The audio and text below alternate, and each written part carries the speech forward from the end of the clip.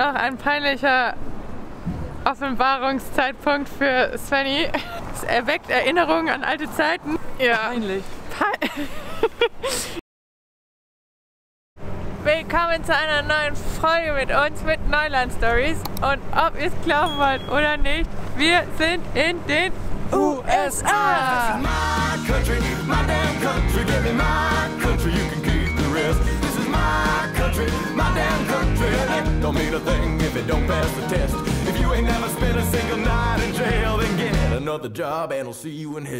Es ist laut, überall ist Baustelle. Oh ja. Und die Stadt ist voll. Denn wir sind in Seattle. Das ist unser erstes Ziel gewesen hier in den USA. Und wir haben einfach mal gegoogelt, einen Tag in Seattle, weil wir nicht zu viel Zeit in dieser großen Stadt verbringen wollen. Und wir haben genau 4 Sachen, Die wir uns angucken wollen. die wir uns angucken. Die ersten 4, die wir gefunden haben, machen wir. Ja, Und als erstes zeigen wir euch die Waterfront.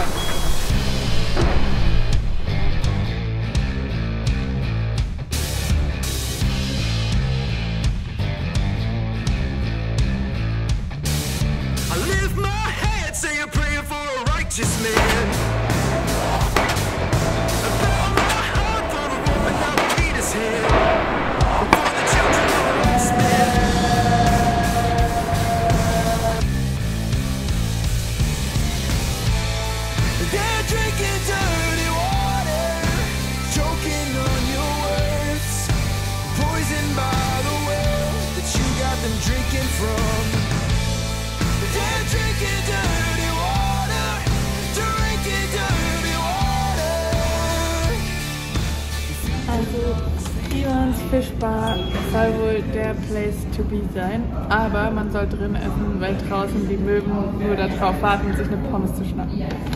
Davon geben wir nichts ab.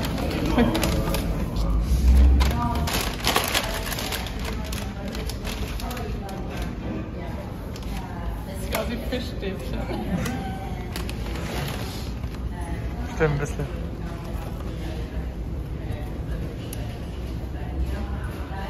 Guten. Das Essen war okay. Wer schon mal Fisch und Chips in Irland gegessen hat, wird nicht so schnell beeindruckt sein, aber doch, war schon ganz lecker. Wir vertreten uns jetzt aber die Beine und versuchen der Baustelle hier zu entflüchten und gucken uns meinem Empfinden nach eine Wand des Grauens an, glaube ich.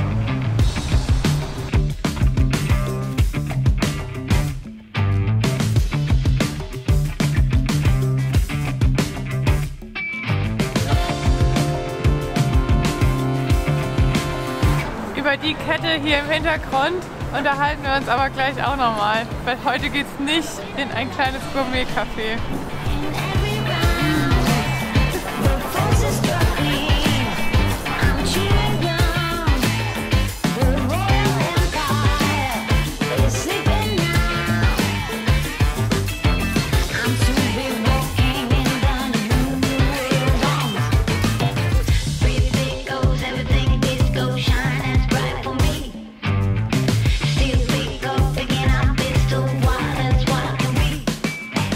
Wir sind hier an der sogenannten Gum Wall. Hier hängt über 1 Tonne Kaugummi an den Wänden. Die wurde auch schon mal komplett entfernt, weil das Kaugummi tatsächlich auch die Wände angreift, also den Stein. Aber mittlerweile hängt einfach genauso viel Kaugummi wieder an den Wänden und ich bin so zwischen Übelkeit und Brechreiz und Faszination, dass Leute wirklich hierher kommen, Kaugummi kauen und nicht zu wenig. Also wir stehen jetzt hier ein bisschen und es kamen immer wieder Leute und haben ihre Kaugummis hier gegen die Wände geworfen und hingeklatscht und manche haben das sogar so richtig lang gezogen und dann an die Fensterbank oder die Rohre da gehangen. Uah.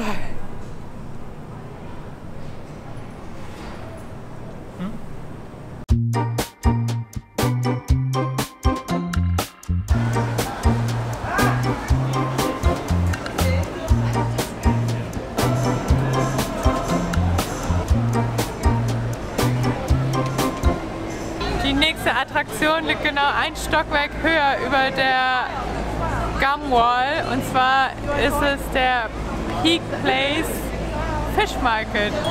Und bekannt ist er eigentlich hier für die fliegenden Fische.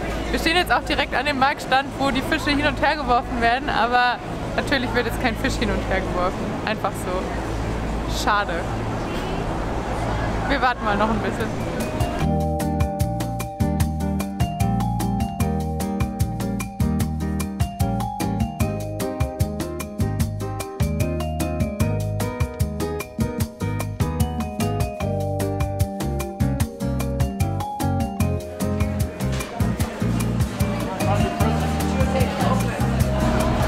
Ob ihr es glaubt oder nicht, es wurde gerade ein Fisch geworfen und in dem Moment, eine Sekunde vorher, ging der Akku von der Kamera leer. Vielleicht macht das nochmal. Obwohl ich mich frage, ob das Fluch oder Segen ist für so einen Stand, dass das so eine Touri-Attraktion ist und die Leute nur zum Gucken kommen. Aber es scheint, sie haben ordentlich zu tun. Also die verpacken und packen da Kisten an Fisch. Scheint gut zu sein. Scheint gut zu sein.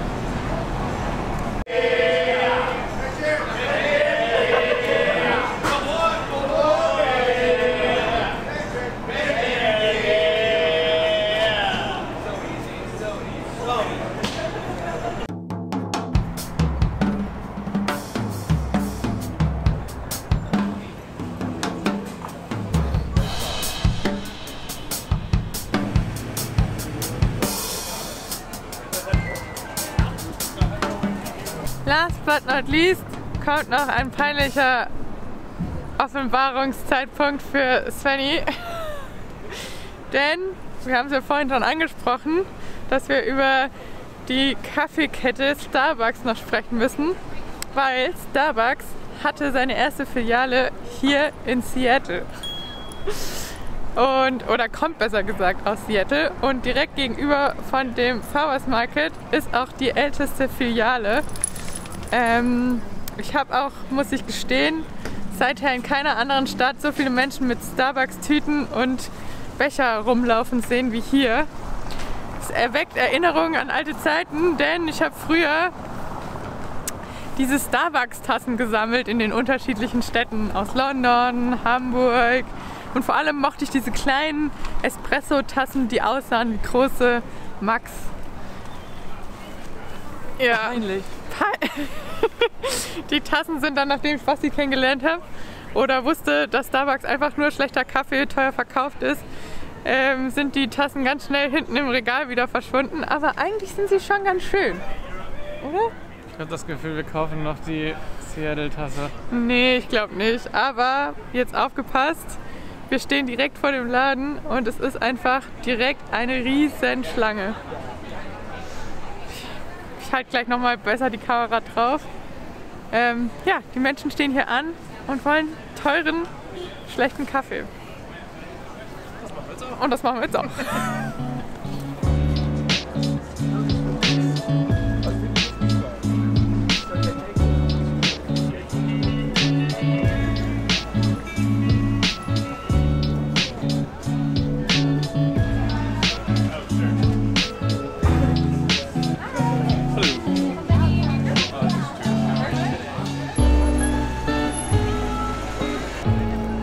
Das ist der teuerste Kaffee, für den ich mich, glaube ich, am meisten schäme. Sorry. Ich glaube, ich muss irgendein Environment, Umwelt-Ding heute noch ausfüllen irgendwo und irgendwo hinspenden. Ja, komm. $9. Tschüss.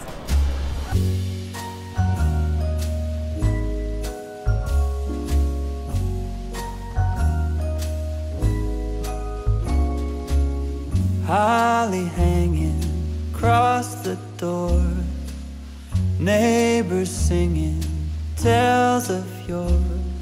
It's so close, hardly can wait. Waking up on Christmas, children dreaming without a care. 'Tis the season most everywhere, so come home. There's no better place, waking up on Christmas Day. Nach einer halben Stunde langen Busfahrt sind wir jetzt alle erledigt aber am Van angekommen, weil innerhalb der Stadt parken ist, also haben wir uns nicht zugetraut und wollten wir auch nicht machen. Und von hier, wo wir stehen, waren es eine halbe Stunde ohne Umstieg in die Stadt. Und jetzt machen wir noch ein paar Lebensmitteleinkäufe. Da haben wir nichts mehr, außer Weihnachtskekse, die wir gebacken haben. Und dann hauen wir uns aber auch schon direkt aufs Ohr und wir sehen uns morgen.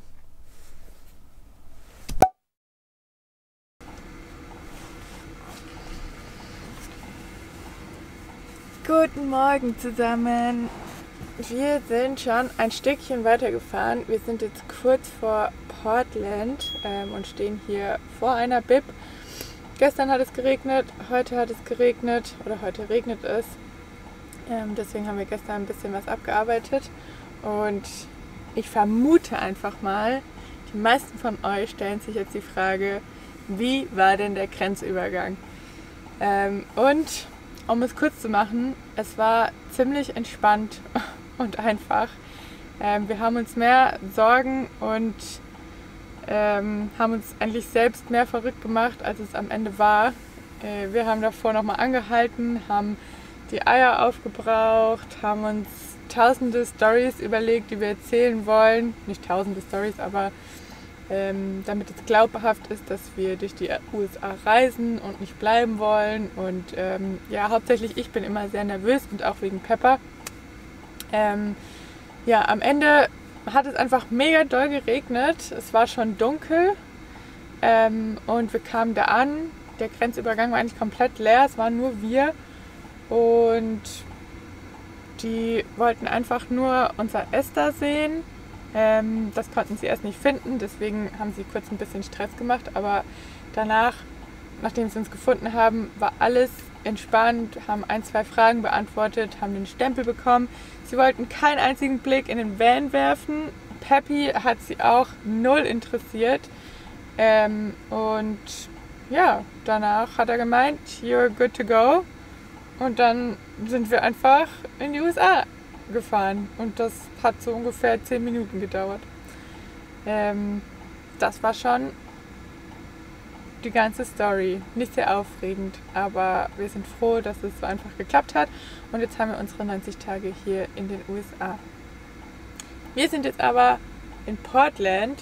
Leider regnet es heute weiter den ganzen Tag. Aber Heute ist noch ein ganz besonderer Tag. heute ist mein Geburtstag. Fanny hat Geburtstag. Und Happy Birthday to you. danke, danke. Ich glaube, draußen wird komplett mitgesungen. Ich glaube auch. Und wir lassen uns die Laune einfach von dem Wetter mal wieder nicht vermiesen. Wenn Portland für eins bekannt ist, dann für gutes Essen. Food Trucks. Food Trucks. Und ich habe mir da ein paar ausgesucht und wir machen jetzt einfach eine Tour durch das beste Essen von Portland. Also gibt es jetzt das Portland Neuland Stories Food Special. Bam, bam, bam, bam.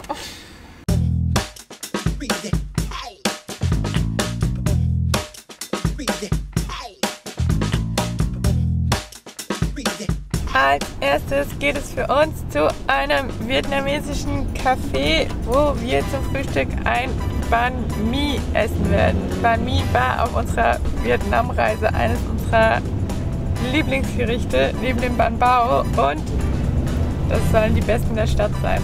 Also, Hinder.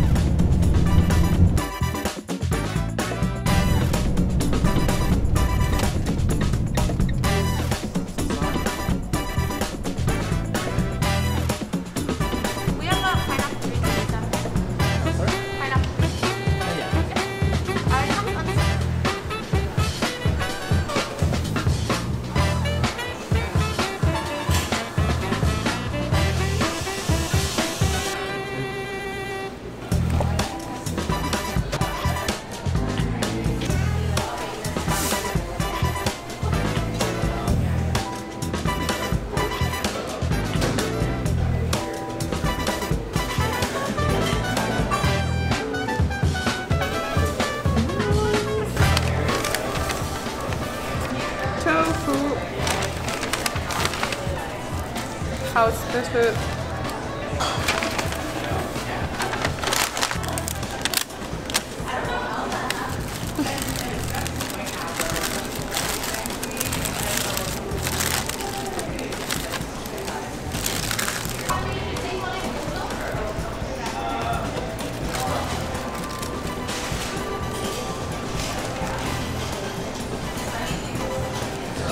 Genau so muss es schmecken. Guter Start. Guter Start.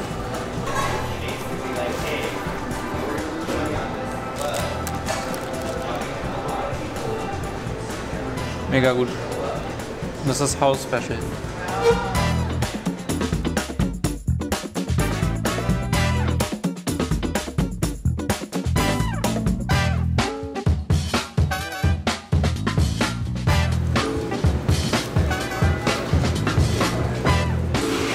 Also Leute, dieser Anfang, ich habe keine Ahnung, wie wir das toppen wollen. Das ist, glaube ich, das beste Banh Mi, was wir je gegessen haben.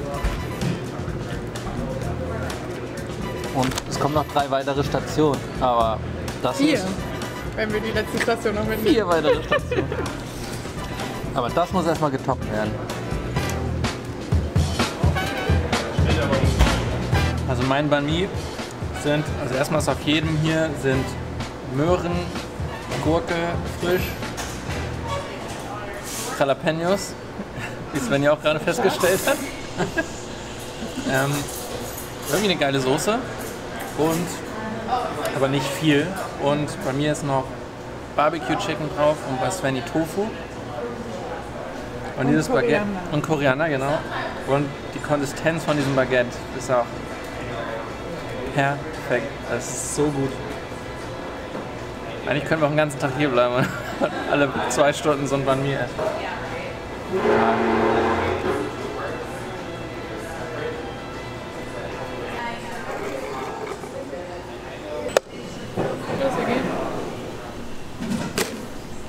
Das war ein hervorragender erster Stopp. Und jetzt geht's kleine Runde mit Peppi laufen und dann muss natürlich weiter gegessen werden. Bin gespannt, was Svenny rausgesucht hat. Kannst du uns gut beobachten, hä?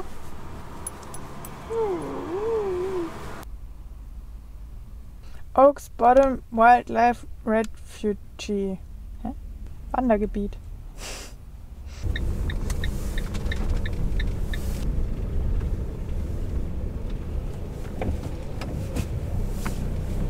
Pepika?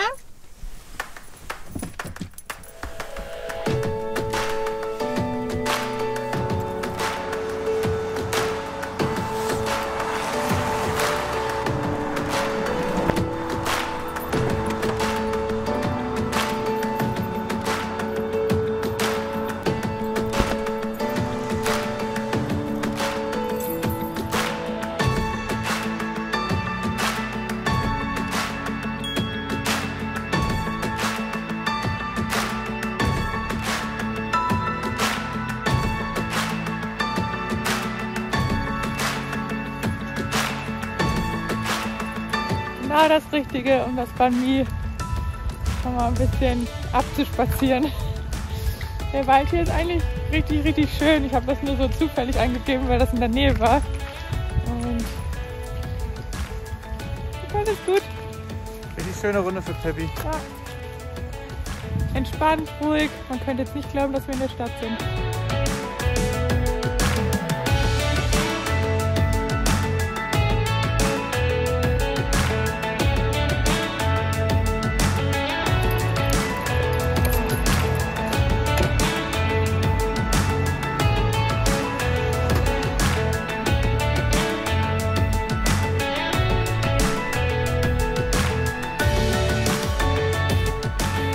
Wir sind wieder zurück, haben eine große Runde mit Peppi im Regen gedreht, sprich wir sind alle nass und uns ist kalt, also ist es Zeit für ein aufwärmendes Getränk und das nehmen wir in einem Egypt Double Decker Coffee Bus zu uns. Also ein Café, ein ägyptisches Café in einem Doppeldeckerbus mitten in Portland.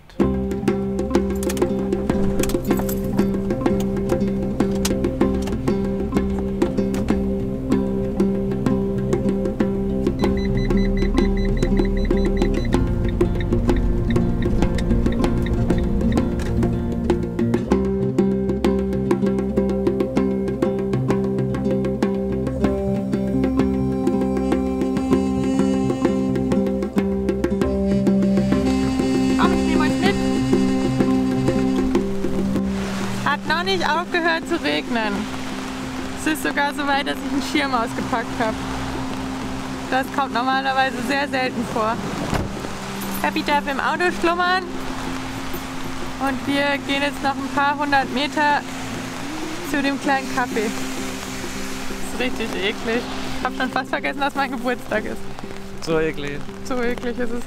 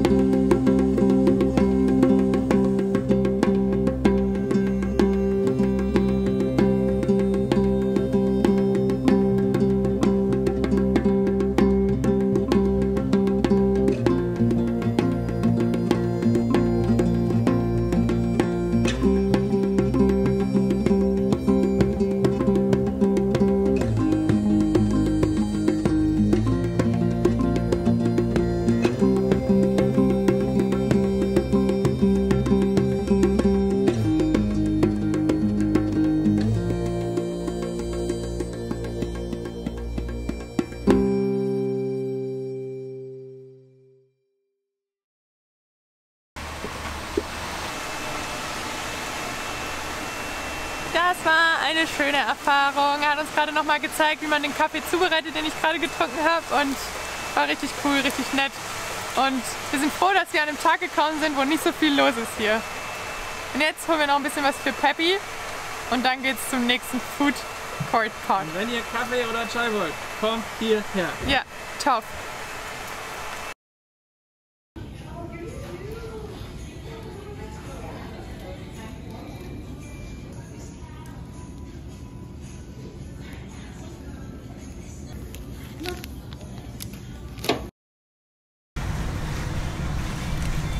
Ich muss sagen, irgendwie habe ich schon wieder Hunger. Yeah! Yeah! Dito. Wir machen uns jetzt auf den Weg zu dem Ursprung aller Food Truck Pots hier in Portland, und das ist der Prost Food Truck Pot, der in einem Hinterhof von einer deutschen Brauerei ist. Deswegen heißt er auch Prost, was ziemlich witzig ist, oder? Ich dachte, wir holen erst Donuts. Wir blenden jetzt Lacher ein. Und auf dem Weg dahin holen wir uns jetzt noch Donuts bei einer veganen Donaterie. Sagt man so? Das sagt man genauso, Donaterie. Genau, Donaterie sagt man das so. Da soll es nämlich die besten Donuts geben ever. Und das lassen wir uns natürlich nicht nehmen. Das ist mein Geburtstagskuchen, würde ich sagen. Yes. Da holen wir jetzt Donuts, dann geht's ab zum Food Market und danach geht's zum Nachtisch. Yummy Donuts. Oder gibt's die davor schon? Das werden wir gleich sehen, wenn wir sie dampfend im Arm halten.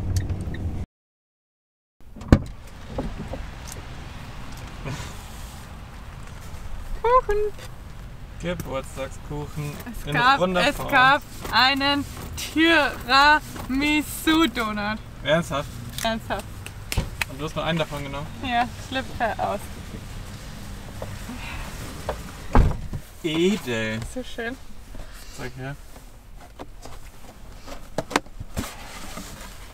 Boah, ach du Scheiße.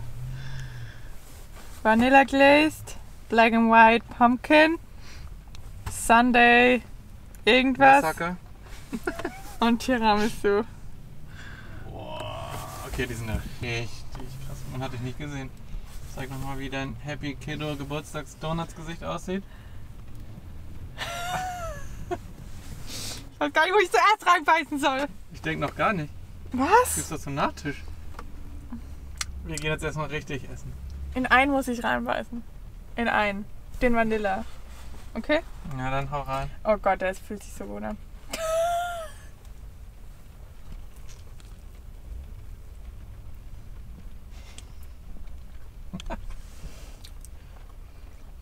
Wir müssen für immer in Portland bleiben. Dann passen wir aber irgendwann nicht mehr hier zwischen den Sitzen durch nach hinten. Ich will gar nicht wissen, wie der Tiramisu schmeckt.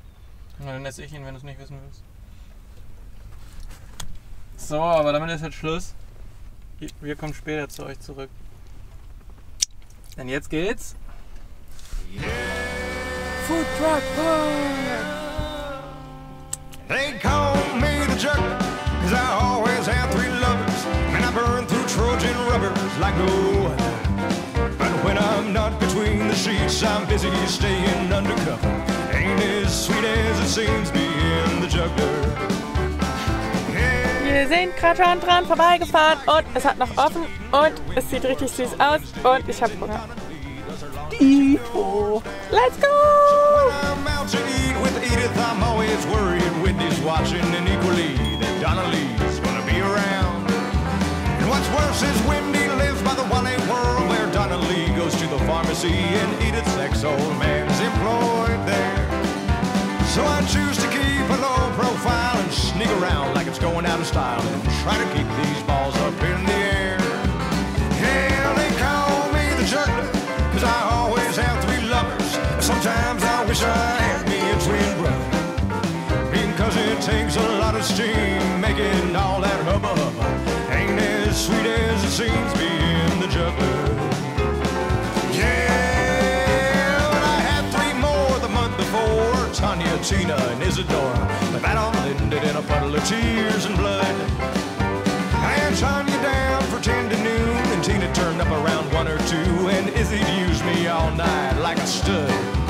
But one day Tanya showed up a little late, and Tina turned up a lot early, so fists were flying till Izzy came that night. I'm pretty sure it's the doors when they threw me on the floor, while Tanya and Tina punched and kicked and swore, and long story short, I lost the fight.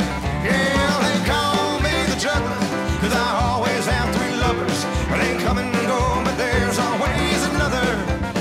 Yeah, I guess I can't be pleased by just one lady's comfort. Ain't as sweet as it seems being the juggler. Schmuddelwetter. Kevin sagt's auch. Oh. Fast so schlimm wie minus 20 Grad. Regen ist auch nicht schön.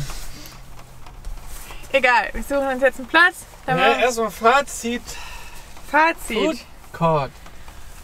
Essen in Portland lohnt sich. Wir wissen nicht genau, wie schön oder nicht schön die Stadt ist. Das, was wir gesehen haben aus dem Auto, fanden wir eigentlich ganz schön und auch der Park war ganz nett, wo wir mit Peppi waren. Ja, wir waren jetzt nur so ein bisschen im Vorort, sind Ja. mal lang gefahren, wo die schönen Häuser stehen. Ja, das stimmt. Aber die Foodtruck-Szene und auch das Café und die Donuts. Food Baby. Es war lecker, es war ein schöner Geburtstag. Und Das war jetzt noch nicht zu Ende, denn jetzt gibt es zum Nachtisch. Donuts! Aber erst suchen wir uns ein schönes ruhiges Plätzchen und lassen den Abend bei einem Weihnachtsfilm ausklingen.